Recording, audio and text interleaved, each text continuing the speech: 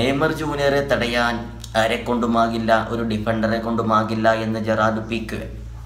യമാലിനെ പോലെയൊന്നല്ല Neymar ജൂനിയറെ തടയാൻ ആർക്കും കഴിയില്ല.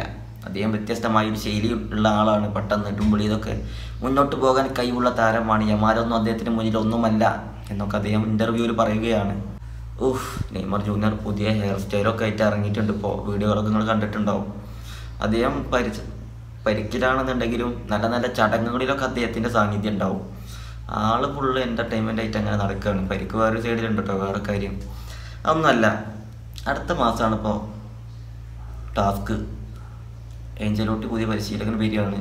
നെയ്മർ ജൂനിയർ അതിലുണ്ടാവും തന്നെ 100% നമുക്ക് ഉറപ്പുണ്ട്. സ്കോഡിൽ വേറെയും പല താരങ്ങളുണ്ടെന്ന് അറിയാം. ഏഞ്ചലോട്ടിയുടെ ഒരു ആറ്റിറ്റ്യൂഡ്, അദ്ദേഹത്തിൻ്റെ ഒരു ശൈലി, അദ്ദേഹം ഉൾപ്പെടുത്തുന്ന താരങ്ങൾ എങ്ങനെയൊക്കെ ആയിരിക്കും എന്ന് നമുക്ക് ഫസ്റ്റ് ടീം അനൗൺസ്മെൻറ്റ് ചെയ്ത് കഴിഞ്ഞാലറിയാം. 26-ാം തീയതി തോന്നുന്നുണ്ട്. അടുത്ത മാസം കളികൾ വരുന്നുണ്ട്. ആ ഒരു കളികൾ 1-2 കളികൾ ഉണ്ടാവുമല്ലോ. ആ 2 കളികളെ റിസൾട്ടൊക്കെ നോക്കാം.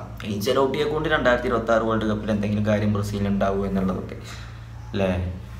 ഏതായാലും ജെറാർഡ് പീക്കെ നെയ്മർ ജൂനിയറുടെ സഹ താരമാണ്. വയസ്സായിട്ട് അദ്ദേഹം പറഞ്ഞ കാര്യമാണ്. യമാലിനെ പോലെയല്ല, നെയ്മറെ തടയാൻ ഒരു ഡിഫൻഡറെ കൊണ്ടൊന്നും ആകില്ല എന്നാണ് അദ്ദേഹത്തിൻ്റെ അഭിപ്രായം.